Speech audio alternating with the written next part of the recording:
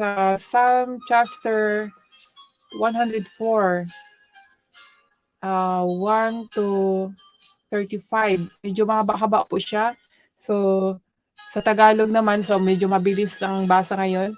So, purihin mo ang Panginoon o kaluluwa ko, o Panginoon kong Diyos, ikaw ay totoong dakila, ikaw ay nabibihisan ng karangalan at kamahalan, na siyang nagbabalot sa iyo ng liwanag na parang bihisan, na siyang naguunat ng mga langit na parang tabing, na siyang naglalagay ng mga tahilan ng kanyang mga silid sa tubig, na siyang gumagawa sa mga alapaap na kanyang karo, na siyang lumalakad sa mga pakpak ng hangin, na siyang gumagawa sa mga hangin, sa mga sugo niya ang kanyang mga tagapangasiwa ay alab ng apoy, na siyang naglagay ng mga patibayan ng lupa upang huwag makilos magpakailanman.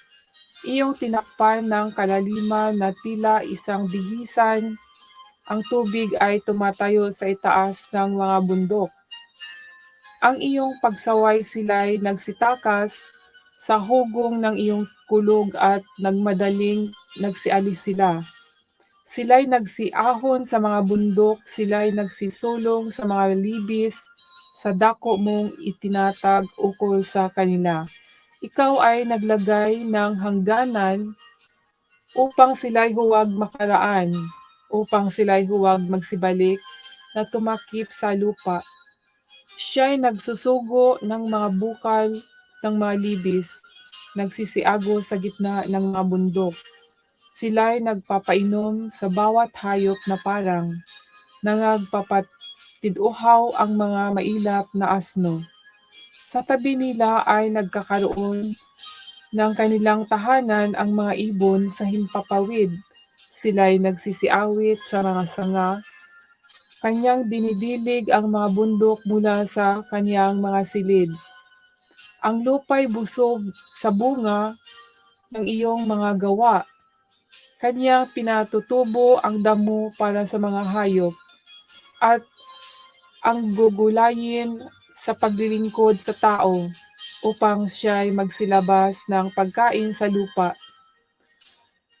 at ng alak na nagpapasaya sa puso ng tao at ng langis upang pasilangin ang kanyang mukha at ng tinapay na nagpapalakas sa puso ng tao. Ang mga punong kahoy ng Panginoon ay busog, ang mga sedro sa Libano na kanyang itinanim, na pinamumugaran ng mga ibon. Tungkol sa tagak, ang mga puno ng abeto ay kaniyang bahay. Ang mga mataas na bundok ay para sa mga mailap na kambing.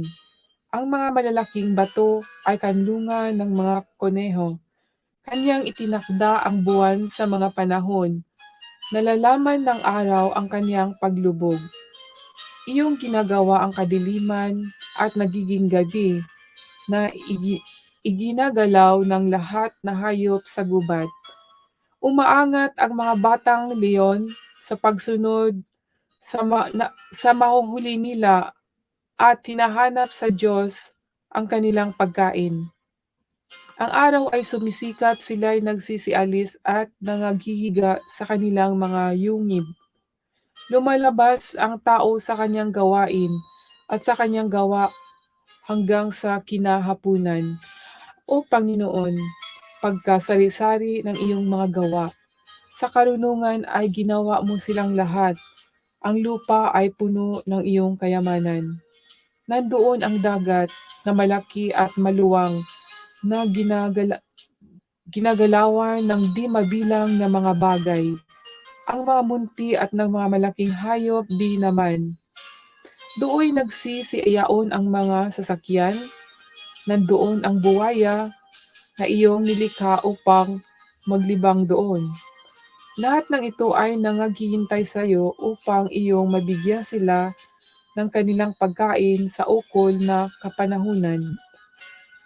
Ang iyong ibinigay sa kanila ay pinipisa nila, iyong Ibinubukas ang iyong kamay, sila'y nagbubusog sa kabutihan. Iyong ikinubli ang iyong mukha, sila'y nangababagabag. Iyong inalis ang kanilang hininga, sila'y nangamamatay at nagsisibalik sa kanilang pagkaalabok. Iyong isinugo ang iyong espiritu, sila'y nangalalang at iyong ibinago ang lahat ng lupa. Nanatili nawa ang kaluwalhatian ng Panginoon kailanman.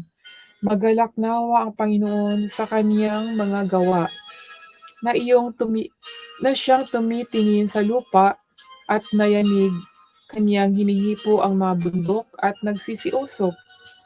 Awit ako sa Panginoon habang ako'y nabubuhay. Ako'y aawit sa pagpuri sa aking Diyos samantalang mayroon akong kabuhayan. Matamisin nawa niya ang aking pagbubulay, ako'y magagalak sa Panginoon. Nalipol nawa ang mga makasalanan sa lupa at mawala nawa ang masama. Purihin mo ang Panginoon, o kaluluwa ko. Purihin ninyo ang Panginoon. Ito po ang salita ng Panginoon mula sa Awit 104 verse 1 to 35. So,